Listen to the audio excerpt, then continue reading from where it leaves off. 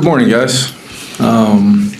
Both Kwesi and I wanted to start out today in just addressing the unspeakable tragedy that occurred yesterday at Annunciation Church and School. When the horrific news broke, Kwesi and I, a couple others, were in the middle of kind of final roster construction discussion, and we all stopped, and immediately our hearts and minds were, with the victims and all that were impacted. For me personally, as a father of four, I happen to have a 10 and 8-year-old. It's impossible for me to wrap my mind around, what those parents are feeling. And I'm just absolutely heartbroken for them. And no child should ever be lost to violence in any way. We are praying for all those who were injured and hoping they make full and fast recoveries.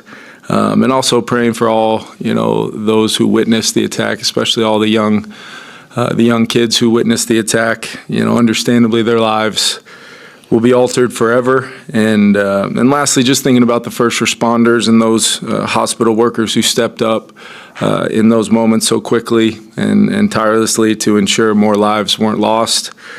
And, I know as an organization, I have no doubt we'll show up, in the right way at the right time. And that's what we do. That's what we pride ourselves on. And we'll do that for those that were impacted. And the only thing that matters right now is wrapping our arms around all of those who were impacted. Yeah, just to echo K.O.'s words, we're both up here trying to process this event as fathers, and just want to send our deepest condolences to all the children and the families affected by this unspeakable tragedy. I pray that we don't have to start press conferences like this again. I pray that we don't become numb to these seemingly more frequently occurring things locally and nationally. And I pray that we break some of the divisiveness that's involved right now, that we're in this cycle of inactivity towards being able to find solutions to solve some of these issues. It's really hard to transition to football, but I'm going to attempt to do it.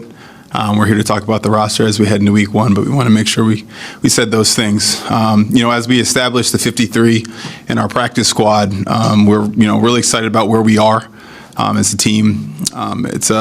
It's a result, accumulation of just a long, dedicated process of exhaustive, intentional, detailed. I always want to start off by thanking the front office staff who works incredibly hard, my executive staff, all the members of the personnel team. August is the time that we're all conditioned ourselves towards the rigors of the NFL season. And it's no different for the players, coaches, and the staff. A lot of late nights in August when everybody else is on their summer vacation. They spend their time here in pursuit of this goal. So I always want to make sure I thank them, to K.O. and his staff. The continued collaboration we have, and that's not just in the decision-making process, but that's also who we bring in. We're aligned in who we bring in and who we want to coach. How do they fit in? And so that continues to be a great thing here. And lastly, our football operations staff, who provide our players great resources as they, optimize their ability to finish this great training camp that Kevin and his staff put on. So we're excited where we are. We think, obviously, there's a lot of hard decisions. I think we have a deep roster, and with that came just some hard decisions. And you never want to trade away players, especially ones that do the right thing and do everything that fit into this culture and be about this culture. But those are things that come with the job, and we have to do them. But we like where we are, where this roster is. I'm excited about the connectivity, the culture. We're excited about, the mix of veteran players and young players, and we're excited about the systems, the coaching staff, and how they're going to be able to get the best out of this team. I'm just jumping in there before we take questions. Did want to announce we voted for captains yesterday. It's fitting in a year where we're going to be honoring the Vikings all-time captain Jim Marshall all season long. Fitting to announce those captains today. Our captains, will have 8 of them: Harrison Smith, Brian O'Neill, Josh Metellus, Justin Jefferson, Andrew DePaula, Jonathan Grenard, Aaron Jones, and J.J. McCarthy. Almost 28, I think 28 players received votes. We're going to have, in addition to those guys, we'll have our leadership, group that I meet with regularly throughout the year. But those guys are clearly viewed by their teammates in a certain way, and they're definitely appreciated by me in the work we do together to build and maintain and continue to grow our culture. But with that, we'll open it up. Kevin, just with your relationship with Adam Thielen, what type of relationship did you build in 2022, and how much did it play into wanting him back on this team? Yeah, my relationship is, it was phenomenal in 2022, and then Adam's one of those guys, and I think I've mentioned it before. I've kept in touch with a bunch of players from that team that either moved on that year or maybe even the following year for whatever the reason. When it comes to whether it's the business of the NFL or just the truth of the NFL, you don't ever forget impacts on you like one that I had with Adam Thielen. And there's so many things about him. It's his energy every day. We felt it yesterday as soon as he arrived. It's his love of football. It's his love of his journey, what his journey specifically means, to our organization. And I know how much he means to our fans. And I know how much he's going to mean to our football team, even beyond getting to bring back a player in such high regard like Adam. It's bringing back a really good football player. And I'm looking forward to getting into it with him as far as what we've really grown and expanded upon since that first year. And even yesterday, he was excited about a lot of those things, and we're talking through a lot of those things. And then, the challenge for all of us is where do we go from here this year with Adam, in a really good group of players, not only at the receiver position, tight end position, running back position, the offensive line, and then obviously our quarterback room led by JJ. So it's going to be a fun journey for all of us, but specifically to Adam, you really felt it from the moment he stepped back in this building yesterday. Not only how much it meant to him, but how much he can bring to this organization.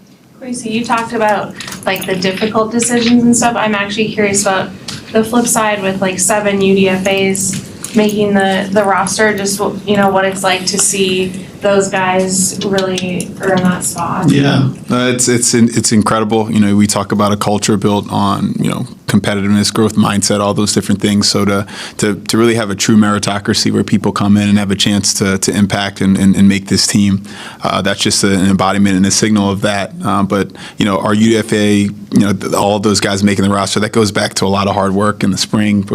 Our personnel staff who get in their character and background, they're fit in our system, the coaches who are involved. And I think a lot of the success you have in UDFA is, which guys do the coaches want to coach? How do they fit into your system? When the traits are kind of, and the traits kind of get to the place in the draft where they're maybe not on the first day or the second day, that really comes from the coaches from looking from a certain eye and seeing, hey, what can we use? What can we do? And in the collaboration with our personnel staff. So really excited about that. And that's always going to be our pitch. You can come here and you have a chance. It's a true meritocracy, and the Vikings will be that as long as we're here. Kevin, you mentioned keeping in touch with Adam a little bit over the last couple of years. Does that do anything in terms of kind of keeping that door open for a guy to come back? I know it's a football decision, but does keeping that relationship intact help with that process at all? I haven't really thought about it like that, but it might. I think it's just a matter of, regardless if a player is going to return back here or not, or however long that I get to coach them. Those are the types of things that you find yourself thinking about, as much, if not more, than the wins and the losses and things, because truly there's I'd like to think that I was put in this profession to have more of an impact than just winning and losing. We know that's what our league is. That's what it's all about. But in the meantime, if you can form those types of relationships, it's really important to me. And I'm thankful these guys are willing to have them with me, because that's what makes my job so fulfilling every day. But I in regards to that, I don't know, Ben. I think it definitely is something. I know exactly who we're bringing back to our organization, but I knew that, didn't take long in 2022 to know exactly what he's all about. Yeah, what drew you guys to Carson Wentz? Yeah, Carson, is a guy he's played a lot of football, approaching, coming up on almost 100 starts. Clearly, I was in the NFC East early on in his career where, he had some real dominant times there playing for the Eagles. And then as his journey's kind of gone on from there, I think he's been exposed to some really good systems, both, last year in Kansas City and previously in LA. I think he's really smart.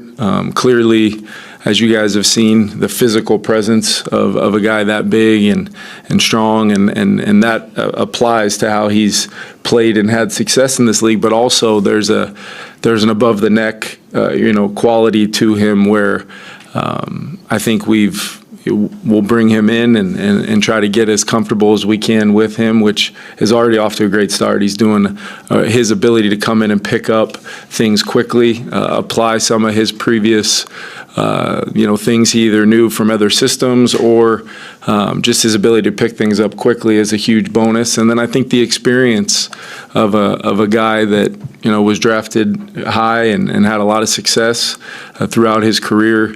That bodes really well for JJ and Max in that room as well, and I think we've got a complete room. I feel great about that room and our ability to grow together in that room throughout the season. Did you guys consider it? Would you, along those lines, why was he not here until now? Why was he not signed earlier? Or I wouldn't classify that as obvious in any particular way, just because we acquired Sam Howell. With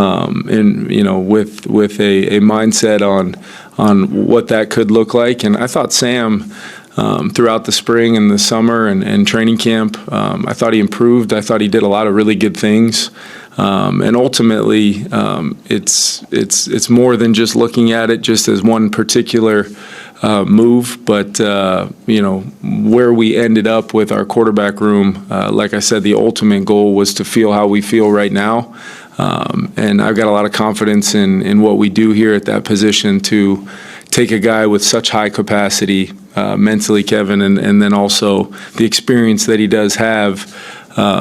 We've got some experience with bringing in some quarterbacks that had previous experiences elsewhere and finding a way to maximize in a short amount of time a level of comfort in the system, and then ultimately doing the things we need to do, if that player were to, play significant snaps, doing the things that help them have success.